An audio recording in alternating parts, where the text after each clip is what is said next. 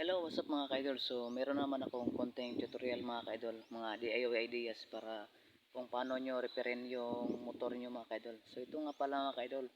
So, last month, nakapunggo po muna ako ng nung aso, no? So, beware o be careful po kayo sa aso sa daan mga ka-idol.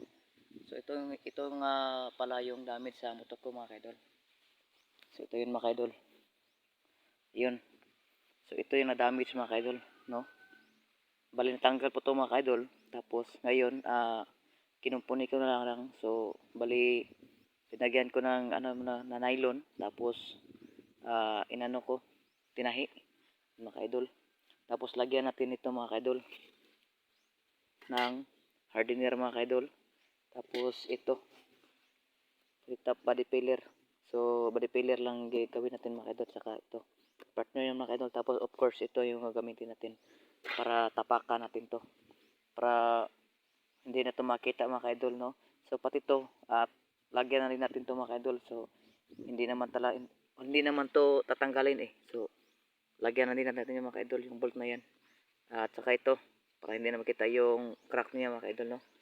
Kasi hindi kasi atin yung motor mga ka-idol so kailangan natin kumpunuhin kung sa inyo man o sa hindi, no? Yes. So okay mga ka-idol.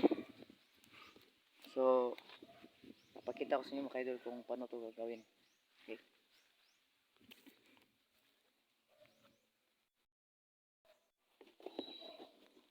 Unang-una po mga ka-idol, bali, buksan po natin to. Ayun.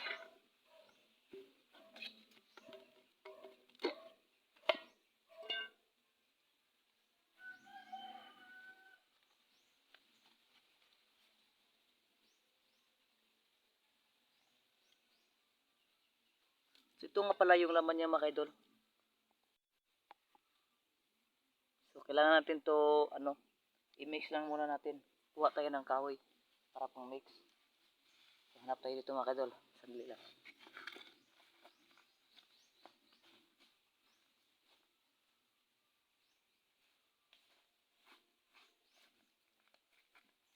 So, ito mga ka-idol, pwede na ito mga ka-idol.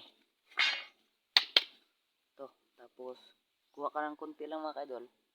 Para lang doon sa mga ka-idol. Tapos, ilagay mo dyan ka-idol. Dyan. Tapos, kuha ka ng maliit na hardener. Kunting hardener lang mga ka-idol. Kunting hardener lang mga ka-idol. Yung kulay red. Hardener po ang tawag dyan mga ka-idol.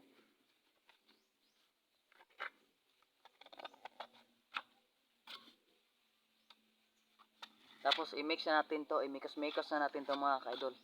So, ganyan. Pag mix mga ka-idol.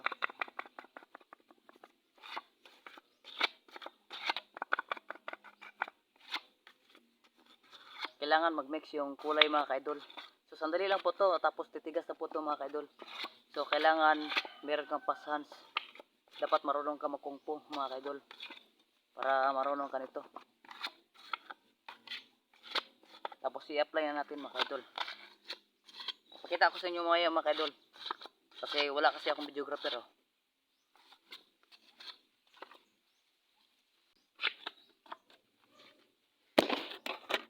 So yun mga ka-idol, ito na yung papakita ko yung unang lagay natin mga ka-idol. So ayun, ayos. Bali unang apply yan mga ka-idol. So apply natin to ng hanggang sa mawala tong granos ng nylon mga ka-idol, no? Tapos lilihain natin yan mga ka-idol para pumantay siya at tapos babalik sa kanyang tunay na hugis, no? Yan yung unang apply mga ka-idol. So lagyan pa natin yan ulit pag tumigas-tigas na madali lang to tumigas mga ka-idol. Okay, yes. So ito na po yung pangalawang apply natin mga ka-idol, no? So mikos-mikos pa rin natin yan mga ka-idol. Ganyan. Kailangan mikos-mikos lang yan mga ka-idol. Yun. It turns red na mga ka-idol, pink, no?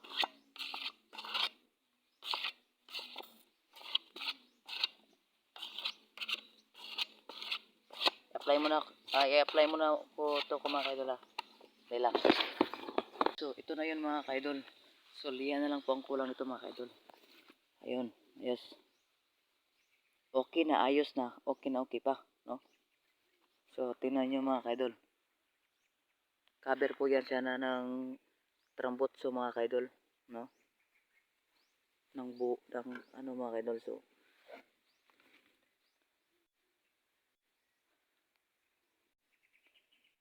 ayan kaidol, so hinugis ko lang po yun siya mga kaidol para pantay siya sa disenyo ng ano, ng trambutso natin. So nakahugis pa yan, ito hanggang dyan, no? Lilihain na lang po natin ito mga kaidol, pakikintabin, no, bago natin applyan ng ano, ng pintura. So yun na mga kaidol.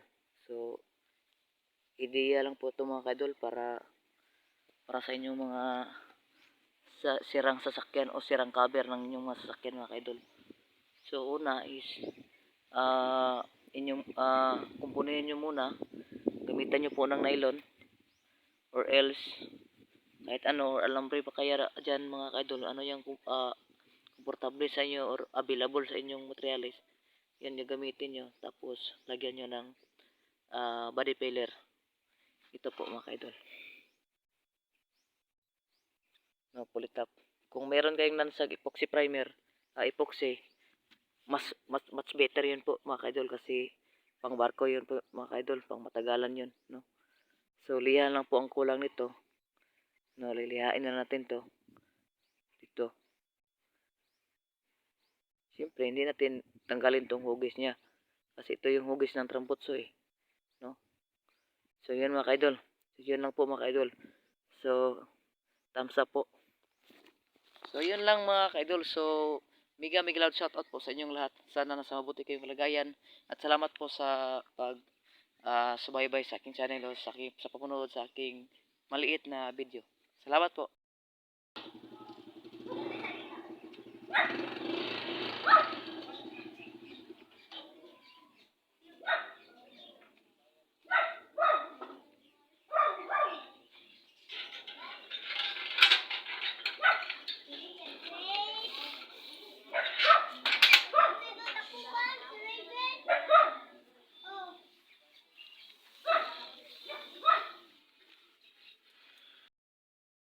So spray natin yun mga kaidol. So ito lang gagamitin natin.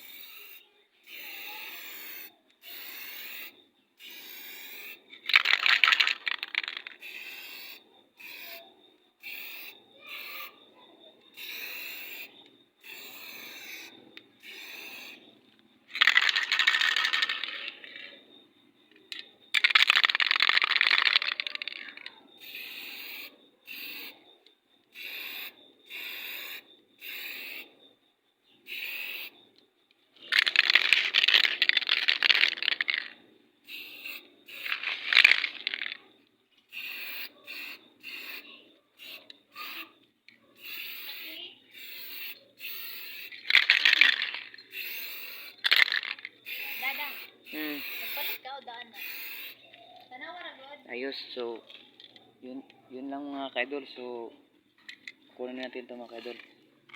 Yun, so bumalik na siya sa dati niyang ano mga kaidol. Yes, so sinsya na mga idol, hindi masyadong makita yung work natin, no? Yan, makintab na idol, oh. Kita niya yan mga idol, parang walang nangyayari, no?